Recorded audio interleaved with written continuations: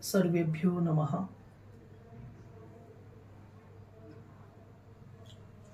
એક ભાઈએ મને કહ્યું કે મેં તમારા ભક્તિ ઉપરના પાછલા 5 વિડીયો જોયા, એમાંથી મને 2 વાત ખબર પડી છે.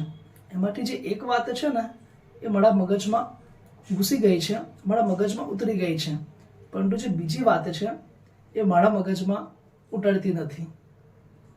એટલે પછી મેં એ ભાઈને એવું કહ્યું કે આગળ જે મેં કઈ વાતો કરી છે એ વાતો મારી નથી, એ વિચારો મારા નથી, એ મને પાંડુરંગ શાસ્ત્રી આઠવલે પૂજ્ય દાદાજી થકી મળ્યા છે અને મેં જે સમજ્યો છું એ સમજાવવા માટે હું પ્રયાસ કરું છું. અને દાદાજી પણ એવું કહે છે કે આ હું જે વિચારો કહું છું એ પણ મારા નથી, એ આપણી ઋષિ પરંપરા, આપણું જે સનાતન ધર્મ છે એના જ વિચારો છે અને એ જ વિચારો આપણે આગળ લઈ જઈએ છીએ કે જેથી માણસોનું જીવન વિકસિત થઈ શકે.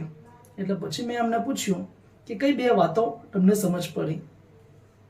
એટલે પેલા ભાઈએ એવું કહ્યું કે મને જે પહેલી વાત છે એ તો મને બરાબર સમજ પડી કે આપણે જો જીવનમાં સફળ થવું હોય તો આપણે અથાગ પરિશ્રમ કરવાનો છે, આપણે પ્રયત્ન કરવાનો છે, ટનટોળ મહેનત કરવાની છે, પરંતુ તેની સાથે જો ભગવદ કૃપા મળે તો જ આપણને જીવનમાં સફળતા મળે છે.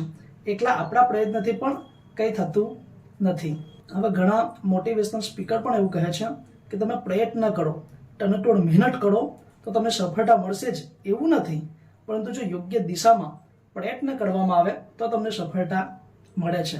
હવે આપણા જીવનમાં આપણા સ્વભાવને અનુકૂળ કયો રસ્તો યોગ્ય છે એનો બુદ્ધિમાં સ્પાર્ક કોણ કરે છે, આ શક્તિ કોણ? આ શક્તિ એ જ ઈશ્વરીય શક્તિ. બાકી આ દુનિયામાં પ્રયત્ન કરવાવાળા લોકો પણ ઘણા છે, પણ બહુ ઓછા લોકો એવા હોય છે જે યોગ્ય દિશામાં પ્રયત્ન કરે છે. તો આ યોગ્ય દિશા કઈ એનો સ્પાર્ક કરનારી શક્તિ એ જ એટલે ભગવાન. ભગવદ કૃપાથી જ આપણી બુદ્ધિમાં સ્પાર્ક થાય છે કે મારા જીવનમાં મારે આ દિશામાં આગળ વધવાનું છે ને ત્યાર પછી આપણને સફળતા મળે છે. એટલે આપણા જીવનમાં આપણો પ્રયત્ન અને ભગવાનની કૃપા આ બંને જે ઠેકાણે ભેગું થાય ત્યાં આપણને સફળતા મળે છે. એટલે પેલા ભાઈએ કહ્યું કે આ વાત તો મારા મગજમાં ઉતરી ગઈ છે, પરંતુ બીજી વાત તમે એવું કહો છો કે પ્રયત્ન કરવાવાળા લોકોમાંથી પણ જે લોકો ભગવાનની ભક્તિ કરે છે એને ભગવદ કૃપા પ્રાપ્ત થાય છે, અને જે લોકો ભગવાનની ભક્તિ નથી કરતા એ ભગવદ કૃપાથી વંચિત રહી જાય છે. તો પછી આ તો એવું થયું ને કે ભગવાન પક્ષપાત કરે છે. હવે સામાન્ય વ્યક્તિ પક્ષપાત કરે એ તો સમજી શકાય. જેમ કે માની લો કે આપણી કોઈક વાહ કરતું હોય, આપણું કોઈક કહેલું માનતું હોય, પછી આપણે જે કંઈ કામ કરવા કહીએ એ કોઈ વ્યક્તિ કરી નાખે. હવે આવા વ્યક્તિના જીવનમાં જો કોઈક અગવડ આવે, એને જો હેલ્પની જરૂર પડે તો આપણે સામે ચાલીને એના ઘરે જઈએ અને એને હેલ્પ કરીએ. હવે આની અગેન્સ્ટમાં જે વ્યક્તિ આપણી વાહ ન કરતો હોય, આપણું કહેલું ન માનતો હોય, પછી આપણું કામ ન કરતો હોય, આવા વ્યક્તિ જ્યારે અગવડમાં આવે છે ત્યારે આપણે સામે ચાલીને એના ઘરે જતા નથી, એવા વ્યક્તિને આપણે મદદ કરતા નથી.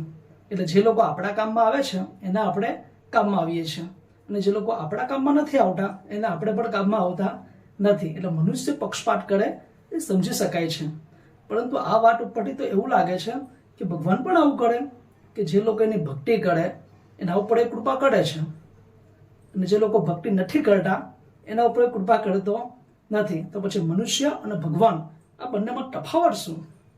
એટલે પછી મેં પેલા ભાઈને એવું કહ્યું કે ના, આવું નથી. ભગવાન તો બધા ઉપર જ કૃપા કરે છે. ભગવાન માટે તો બધા જ જીવો સરખા છે. ભગવાન બધા ઉપર જ કૃપા વરસાવે છે. અને આ રીતે સમજો કે આપણે બંને અહીંયા ઊભા છીએ. હવે માની લો કે નીચે ઘણા બધા વાસણો રાખ્યા છે, તપેલી છે, થાળી છે, વાટકી છે, ગ્લાસ છે, ચમચી છે, લોટો છે, આ બધા વાસણો, આ બધા પાત્રો નીચે રાખ્યા છે.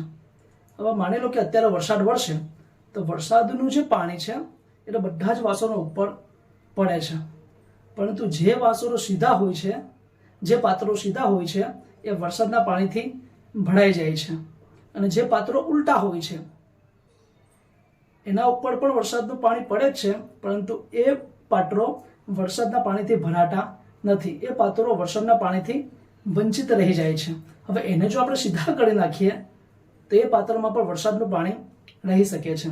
એક્ઝેક્ટ મનુષ્ય જીવનમાં પણ આવું જ છે ભગવાનની કૃપા તો બધા જ લોકો ઉપર વરસે છે, પરંતુ જે લોકોનું પાત્ર સીધું હોય છે, એટલે કે જે લોકો સુપાત્ર હોય છે, એ લોકોના જીવનમાં ભગવાનની કૃપા ઉતરે છે. અને જે લોકોનું પાત્ર ઉલટું હોય છે, જે લોકો કુપાત્ર હોય છે, એના ઉપર પણ ભગવાનની કૃપા તો વરસે છે, પરંતુ એ લોકોની ભીતર કૃપાનું ગ્રહણ થઈ શકતું નથી.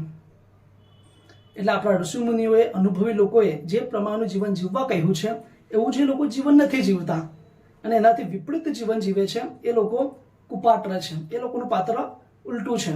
એટલા માટે જો ભક્તિ કરવામાં આવે તો ભક્તિ થકી મનુષ્યનું જે ઉલટું પાત્ર છે એ ધીરે ધીરે સીધું થવા લાગે છે. વ્યક્તિનું કુપાત્ર હોય છે એ સુપાત્ર થવા લાગે છે, અને આ રીતે ધીરે ધીરે ભક્તિ કરતા કરતા વ્યક્તિ સુપાત્ર બને છે. અને એટલા માટે કહ્યું કે ભક્તિ કરવાથી વ્યક્તિને ભગવદ કૃપા પ્રાપ્ત થઈ શકે છે. એટલા માટે ભક્તિ થકી વ્યક્તિનું મન અને બુદ્ધિ બંને ધીરે ધીરે વિકસિત થવા લાગે છે, અને આ વિકસિત થયેલા મન બુદ્ધિ જ ભગવાનની કૃપાને ગ્રહણ કરી શકે છે. એટલે એવું ના સમજો કે ભગવાન પક્ષપાત કરે છે. ભગવાન તો બધા ઉપર સરખી કૃપા કરે છે, પરંતુ ઉલટું પાત્ર આપણું હોય છે. એટલા માટે ભગવાને ગીતામાં પણ કહ્યું છે, પ્રયત્ન કર, હાક માર, મદદ તૈયાર છે. એમણે પહેલા એવું કહ્યું કે તું પ્રયત્ન કર, અને પછી બીજી લીટી એવી કહે છે કે તું હાક માર. હવે આપણે હાક કોને મારી શકીએ? આપણે હાક મારીએ અને એ આવશે જ એવો વિશ્વાસ ક્યારે થાય કે જ્યારે આપણે જેને હાક મારીએ છીએ તેની સાથે આપણો સંબંધ હોય ત્યારે. જેની સાથે આપણો સંબંધ હોય તેને બોલાવીએ ત્યારે એ આવશે જ એવી ખાતરી ત્યારે જ થઈ શકે કે જ્યારે આપણો અને એનો આત્મીય સંબંધ હોય. દ્રૌપદીનું જ્યારે વસ્ત્રાહરણ થતું હતું ત્યારે આખી ધરતીને એકલા હાથે જીતી શકે એવા પાંડવો હતા. આ પાંડવો તરફ દ્રૌપદી જુએ છે, પરંતુ પાંડવો પણ વિવશ હોય છે, એ કંઈ નથી કરી શકતા. છેલ્લે દ્રૌપદી ભગવાનને યાદ કરે છે, અને એવું કહેવાય છે કે ભગવાન આવે છે અને એની લાજ બચાવે છે. શાના માટે? દ્રૌપદી અને ભગવાન વચ્ચે એક મૈત્રીનો સંબંધ હતો. તેવી જ રીતે આપણે પણ પ્રયત્ન કરીએ અને હાક મારીએ તો ભગવાન આવે છે, પરંતુ હાક ત્યારે જ મારી શકીએ જ્યારે આપણો અને એનો સંબંધ હોય, અને ભક્તિ થકી આપણો અને ભગવાનનો સંબંધ સ્થાપિત થઈ શકે છે.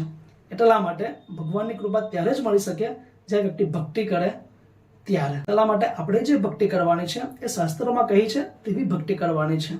ભક્તિ કરીને વ્યક્તિ ધીરે ધીરે વિકસિત થાય છે અને ભગવાન સાથે એનું કનેક્શન થાય છે, ભગવાન સાથે આપણો સંબંધ સ્થાપિત થાય છે. પછી ભક્તિને જ્યારે જરૂર પડે ત્યારે ભગવાન આવીને ઊભા રહે છે, પરંતુ ક્યારે? સંબંધ થાય ત્યારે. એટલા માટે ભક્તિ જે કરવાની છે એ ભગવાન સાથે સંબંધ સ્થાપિત થાય એટલા માટે કરવાની છે.